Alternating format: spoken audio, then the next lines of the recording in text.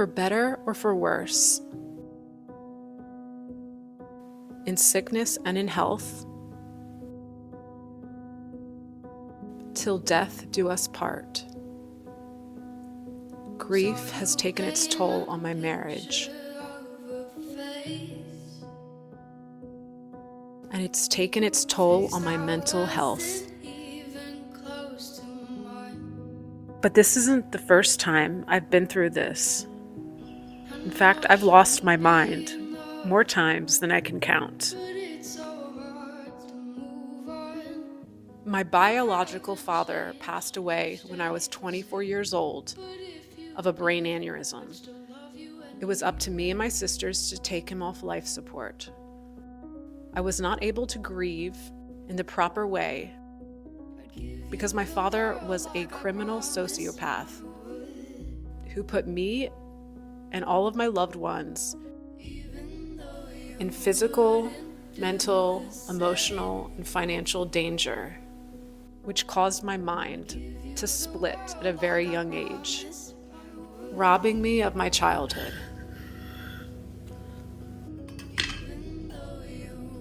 There was never anyone there to help me put my mind back together. My grandfather had schizophrenia and spent 10 years in a mental hospital getting electroshock therapy. So I had a deep ingrained fear of therapists or admitting that I hear voices in my mind. I finally got the help that I desperately needed when I found Jesus. I was like, God, if you're real, I will give my life to you, Jesus. I don't want this anymore.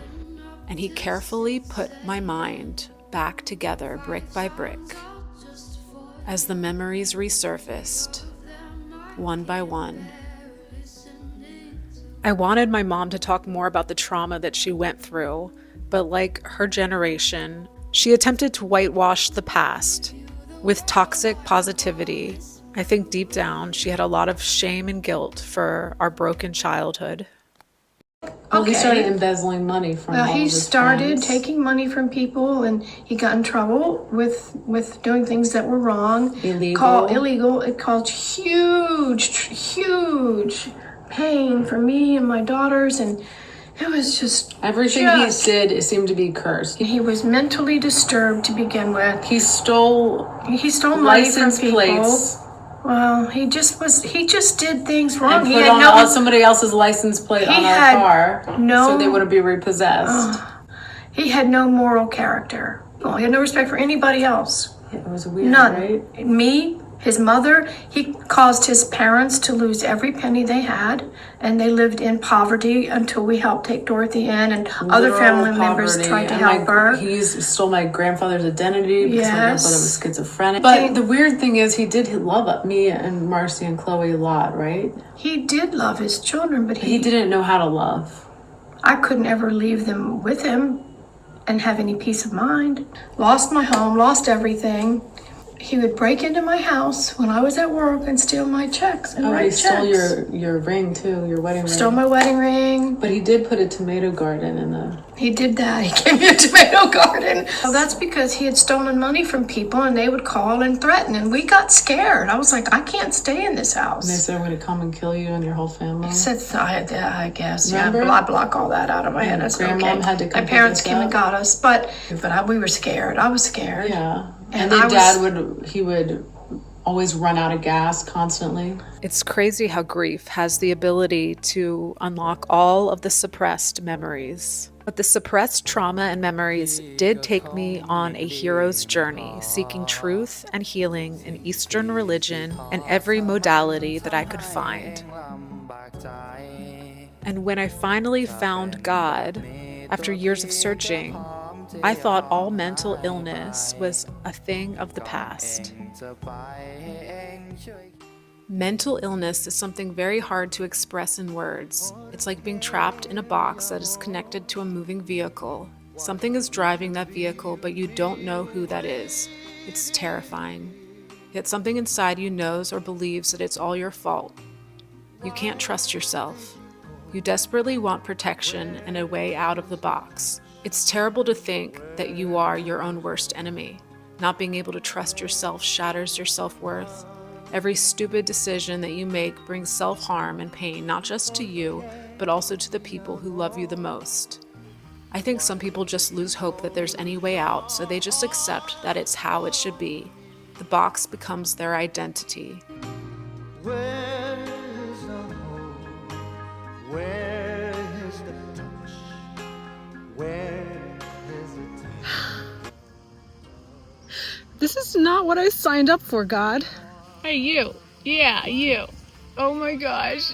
Does it not have a freaking leash on it? What the hell? Hey, okay. Please don't come any closer. I know you feel like you've been locked up for a long time, but look, you're actually free. You're not locked up now at all. Your mommy wants you, okay? I know you didn't sign up for this. I know you feel like you've been trapped for a long time, but look, it could be worse. You could be at a slaughterhouse in America with no grass. Back to mama. No. I've spent an entire year trying to crawl myself out of this grief, only to just fall back into that black hole, trapped in my house, in my own mind, a prisoner. So I attempted one last escape. All right, boys, are you ready to go? Yes! We're getting out of here. Mama, at least we have some nice suitcases. Yeah. They're really nice. All good things take time. We just have to trust the process. Lovely. And let's look cute doing it. Mommy, I sit in the suitcase. I think you can. Where should we go? You know, it takes a lot of faith to fit your whole life in one suitcase. Yeah. You know, so many times people get caught up in dreaming about vacations and travel, but they never book the ticket and they never buy a suitcase. What? Really? It's a Jitsu holiday. You can save £50 for a Jitsu holiday for a family of 4. You know, there's two types of people. There's people that take vacations because they desperately need rest. And then there's travelers. They're the ones that explore. They're curious. They adapt and they observe. And they learn from walking the path instead of just romanticizing it. Thank you, level 8, for these suitcases. They sure are special, right? Yeah. Can I fit you into this suitcase? Yes. It might be the only way I can get you out of this country. If there's anything you guys can learn from me, is that if you're gonna dream first class, dream big, believe in yourself, and believe in where he's taking you. Now, these suitcases aren't just to bring your baggage along with you. These suitcases are an inheritance, because I'm giving you the inheritance of being a traveler, an adventurer, someone who's curious to explore and adapt to whatever life throws at you. Sometimes the best thing you can do is just leave the past behind. Thank you, Level 8, for sponsoring this video. Come on, Leon. Ooh, wow, there's compartments. Look what treasures you can find when you're least expecting them. These wheels are incredible. Ooh. Awesome case. Sit on it. We can't just keep these suitcases for ourselves. And we can buy some for our friends and family who really need help becoming a traveler. All right, Luke, not everyone's going to appreciate this gift that we're going to give them, and that's okay, because the ones that do makes it worth it. Let's buy one for Grandpa. I think this is really going to help our family trust more. Luke, so many people in this world, they want the fast, easy way, but nothing good comes easy. Always seek quality over quantity. I think Grandpa will like this one the most. One thing I've learned is that tomorrow never comes. Use my code Lily's Life and get a 10% off your purchase of Level 8. I'll have the link in the description box and the pinned comment section below. What are you waiting for? My mom was my best friend. She was my encourager. I talked to her every day. She was my travel companion, my business partner. We should get this. Isn't this pretty, very Positano Italian? She was like my child because we had gone through domestic and the trauma that my dad put us through. I just never thought that she would be gone, because I figured, like, since my dad passed, surely, like, I wouldn't lose another parent. And she was so healthy. And to see her lose her words within 4 hours and not know my name on our way to Thailand. 112. Hi there, everybody. It's Gigi in the hospital. Who would ever thought I'd be here? I'm supposed to be in Bangkok, and here I am. Oh, well, don't cry. Sorry, Dry I'm your trying not eye. to. I'm trying not Well, to. on Monday, I started feeling a little sick, and I couldn't talk. Can't think. I would say bibbidi bobbidi boo and blah blah blah. My brain went dead, and so they did a bunch of tests, and sadly, they found out that they're 80% sure I have brain cancer. Isn't that a bitch? At least I'm still laughing. And I'm not really laughing, but I don't know what else to do but to laugh. And then becoming her caregiver, people don't understand the stress on your body of being a caregiver to someone with cancer and someone with brain cancer who loses their mind. And she lost her mind.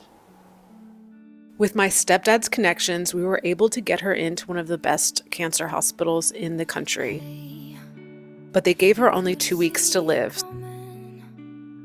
So after much prayer, we received an open door, and my mom was admitted to one of the most exclusive holistic centers in the nation. Cancer and why we get it ultimately touches on the mystery of the soul. We all hold a particular plan for our lives, but life is not predictable. Our souls have a bigger agenda, not just for the patient, but also for the loved ones who are willing to sacrifice their own comfort because of love. This journey is perhaps the only thing that is able to crack open one's false identity, making this disease not a curse, but perhaps a portal that brings transformation, life, strength, and resilience. A real hero's journey. For caregivers who love fiercely, they are also willing to go on this journey of self-discovery and transfiguration. Will go a long ways with a thankful heart. We are pulling several teeth that have had root canals using a old-fashioned technique where they use mercury fillings. Mercury. Some of these are very close to the brain. The flaws of old dentistry. So Lena, what are you giving my mom today? So today I'm doing the ozone IV. So I'm drawing her blood, and then I'm gonna put it in that bag up there, and then injecting some ozone into it, and then reinfusing it back into her. It is what it is. We're trying our best. That's all we can say. And how are you Look at my little cheeks because I'm on some kind of Steroids. yes. So all of a sudden I've got these little cheeks, cheeks. But you're not in pain, which is such a blessing. No, I feel I wouldn't if I didn't know I had cancer. I wouldn't even know I had it. Be good. I'll come back out in a couple weeks. So freaking hard. It could be worse. Look how good we're doing. Okay. Yeah. I'm not putting this yet. No. Okay. Well then stay home if you want to, Lily. If you used to stay home, just stay. Look how good I'm doing. You look today. so good. And she lost her mind more times than I can count. Even with all of the holistic treatment, which did buy her more time, she had a massive seizure, and that put her in another episode of aphasia. Minutes feel like hours, and the hours feel like days. How you feeling, Mom? It's okay. But then Saturday she had a massive seizure. Well, we went to my mother's, I don't know what you would call it, but it was really hearing and saying, and I didn't enjoy it, and I wanted to go home. So I decided I'm going home, and I will not come home. I'm never going to come home. So I have decided that I am staying here, and if that happens then I do best, but I'm not going to stay home anymore. You're not going to go to the hospital again? Yeah. You don't want to go? Nope. No, because they can't really do anything at the hospital. No. And she kept coming back, a little different, until there was nothing left to lose. I had really high faith and maybe some denial because I couldn't fathom a world that didn't have my mom. Losing her was losing my identity, losing my home. I don't know who I am anymore. What makes me happy, it's all gone. But I haven't given up.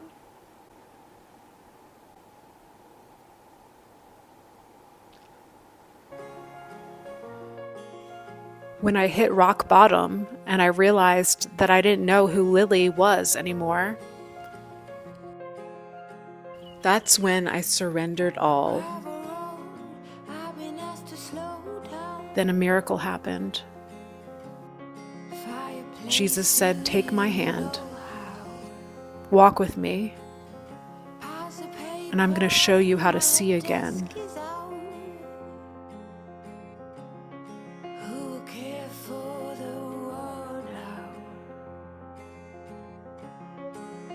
God started to teach me about true identity. People are conditioned to wear masks because we live in a very unsafe world. As we walk in relationship with Him and through our obedience, He opens our eyes to see. He strengthens our hearts and rewires our brains. So then our true identity gets peeled back. One mask at a time falls to the floor.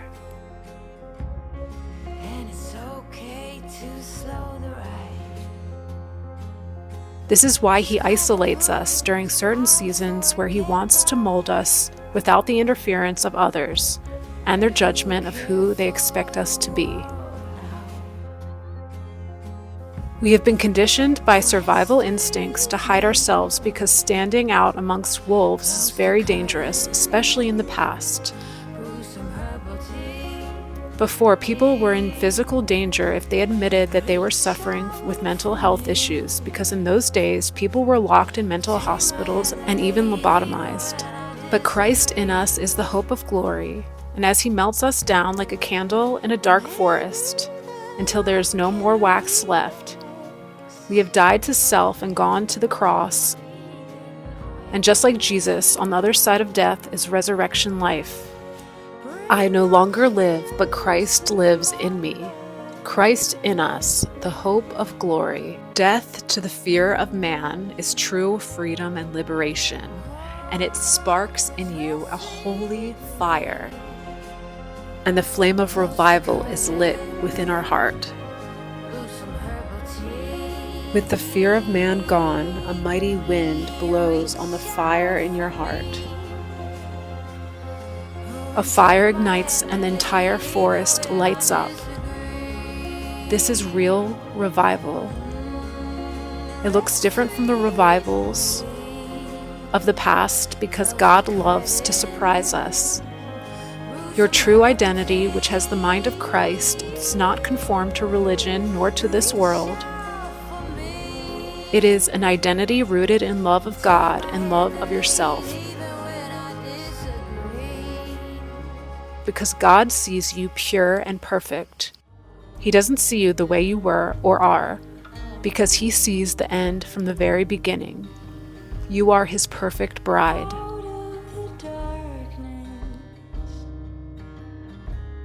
Peace, rest, bliss, joy floods your nervous system, and your eyes are open.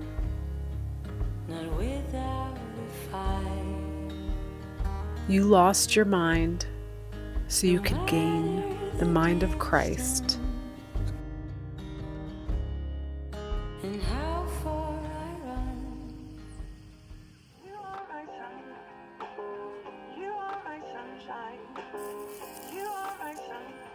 Mommy, drop your phone. I know where the come from. It come from back there. They live over there? Yeah. Now we know they live there. Why someone dog laughing? And this type of freedom is what our inner child desperately wants. Excitement, play, curiosity, exploration. And this is what God wants for us.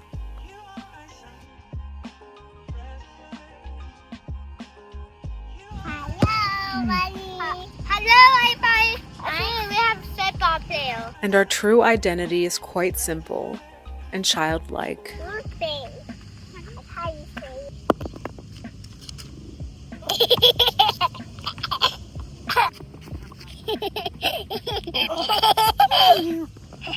It's who we are before the world told us what it wanted us to be. So before I really started walking, God showed me that instead of trying to crawl myself out of grief, I just need to go through it. And that's kind of scary to do because it's like a black hole. So I just put on the saddest music that triggered me, made me think of my mom the most, and I listened to it on repeat, and I cried until I couldn't cry anymore. And then God showed me that I needed more healing from my past, and as we walked, He said, to listen to secular music from my past, from my childhood. And I hadn't listened to secular music in 8 years since I got saved. My soul never desired it. I loved Christian worship music, but I had listened to that so much before my mom passed that all that music became very triggering and I didn't feel the Holy Spirit on it. And so God was like, okay, listen to all this new music, secular music. And the music he brought me to started healing my inner child. Little Lily started coming out. The Lily that was broken, that hid in the closet for survival. The Lily who had to run out into the forest because criminals were threatening my family's life. My dad was, sentenced to 35 years in prison, but he got away with not serving it any time, and he robbed every person in our family who was stupid enough to allow him to continue. And no one stood up to his delusions. So all these trapped lilies started to come out, and they came out through the music of my childhood. Oasis, when I was a teenager, all of that started healing me.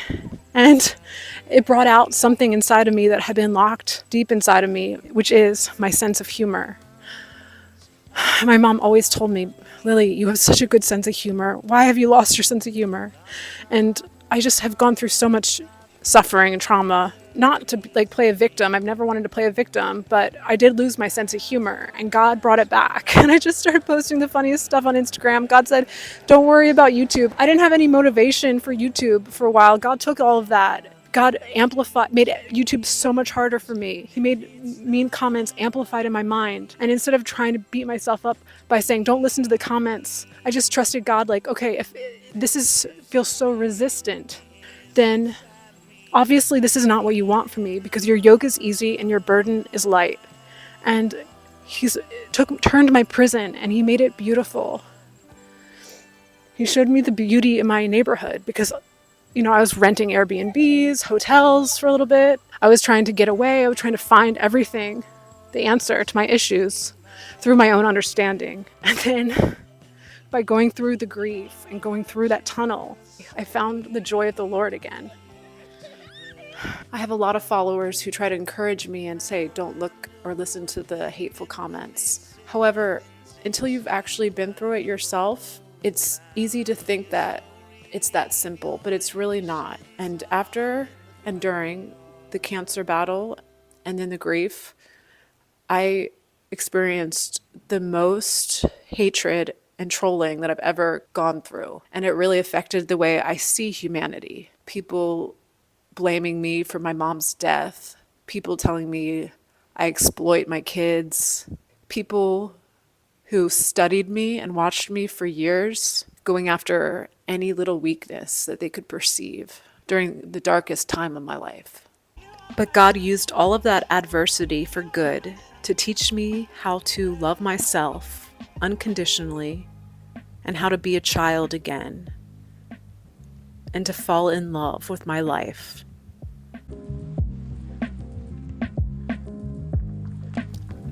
I had been in slavery in my own prison, but God heard my cry and he led me out. Subscribe to my channel.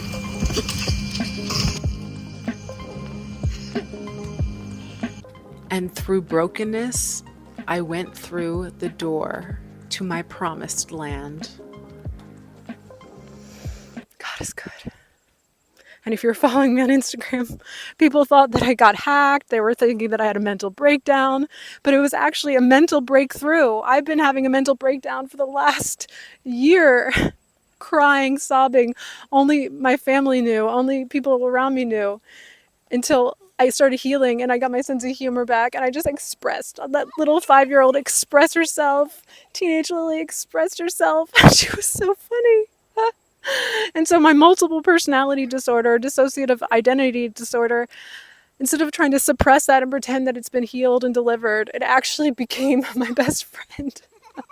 And I've been learning French, I've been learning Thai with it, with these different personalities that are inside of me. I took off the mask and I just allowed myself to be who I am, unapologetically.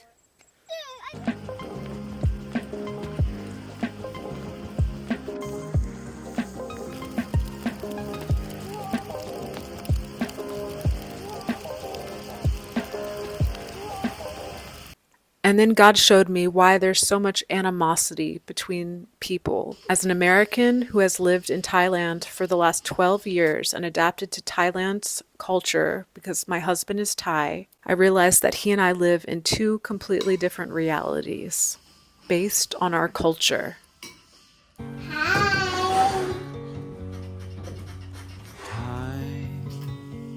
Undivided moves in circles, trapped like a wave.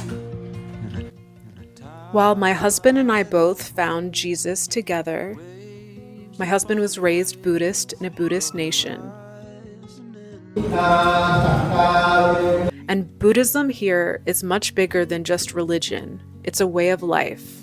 It's about living in the present moment, not worrying about tomorrow, not hyper-fixated on the past. Yeah. We'll keep it a surprise. Yeah. Good morning. How you doing? On my mom's 1-year heavenly birthday, I decided to wake up early and go to the beach for the first time in a few months. I decided to make the most out of that day for her.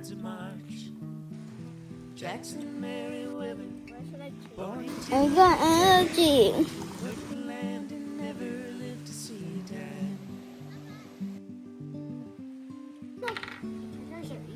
I had to play chess. I'll be back. How is it? Yeah, good. You really like it? This is better with food. And God continued to give me revelation about why there's so much miscommunication in this world. Between husbands and wives, between men and women, between races, between nations and cultures. It's like we're living in the time of Babel, and there's so much knowledge being poured out. Yet everyone is in their own simulation, collecting their own knowledge. And with such an overabundance of knowledge and lack of wisdom and understanding, people are stuck in their own feedback algorithmic loop. And this has caused hypocrisy, offense, and bigotry. This new generation Alpha, which I'm raising, speaks a completely different language than the former generations. There are people who have soft hearts, and there are people who have cold hearts. As a warm-hearted empath, I had a deep fear of rejection, a fear of confronting injustice because of toxic people-pleasing, and I often tried to play God in other people's lives. In contrast, narcissists and sociopaths' brains are wired differently. They get dopamine from hurting people, from those emotional darts that they send your way. Empathy can be weaponized against people as people-pleasing becomes an addiction, and these empaths sacrifice their own self-worth and self-esteem just to help others who don't really care about them. And then when the empath realizes this, they may allow bitterness and resentment into their hearts, which will kill the gift of empathy that God has given them.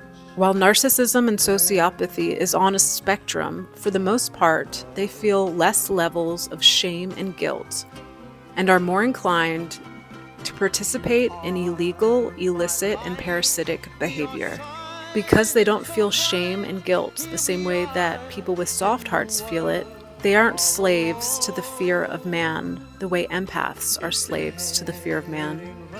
Oftentimes, these two personality types are developed within the same household and under similar trauma, both as a response to the environment, which is based on survival.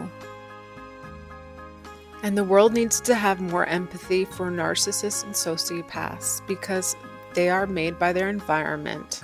And if they get the help that they need, they can be very productive members of society.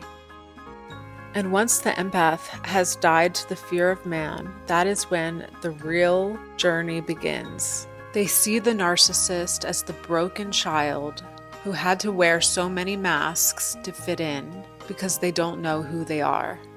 So the narcissist no longer has any control or influence over the empath, and the empath is able to fly like the eagle God made them to be. God had turned my mourning into dancing. And through dancing, I felt the presence of the Lord.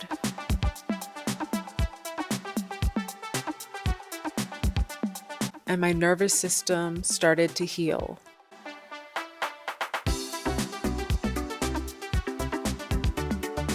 And the tangible presence of the Holy Ghost fire was ablaze in my house.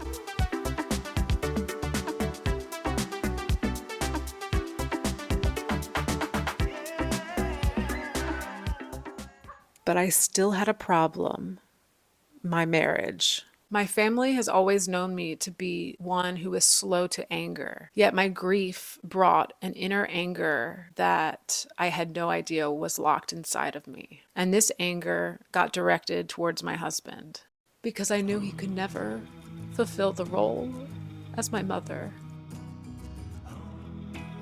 What do you want to do today? Where's the sunshine? That's my sunshine. Sunshine? Sunshine. Bananas, okay?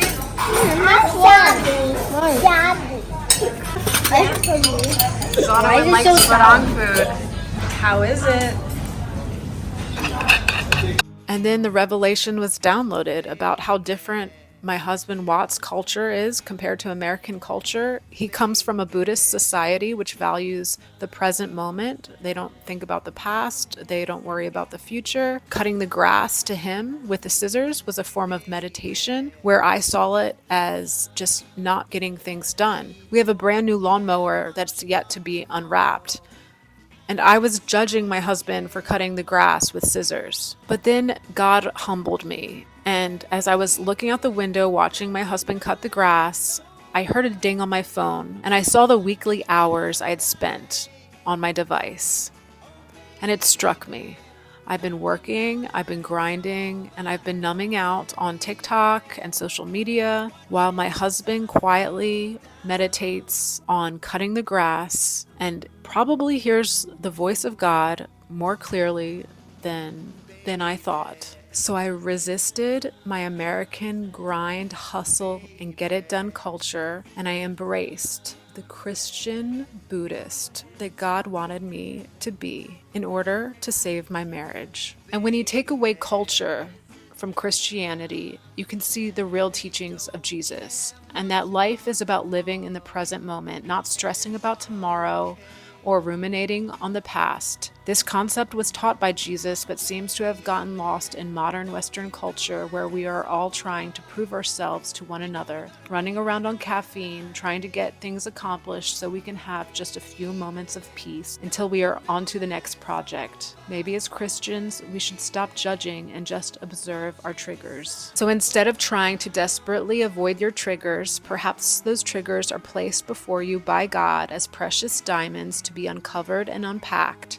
to get to the root of what is causing dis-ease in your life. The last words that my mom spoke, she said, "Don't work too hard." And that was a message that God allowed her to speak, because by that point, she had no more words. If you would like to purchase a level 8 suitcase for your next travel excursion, you can use my code. I promise that you won't regret it. And I look forward to what God creates on this channel in the next video. What actually took place is this: I tried keeping rules and working my head off to please God, and it didn't work. So I quit being a lawman so that I could be God's man. Christ's life showed me how and enabled me to do it. I identified myself completely with him. Indeed, I have been crucified with Christ. My ego is no longer central. It is no longer important that I appear righteous before you or have your good opinion. And I am no longer driven to impress God. Christ lives in me.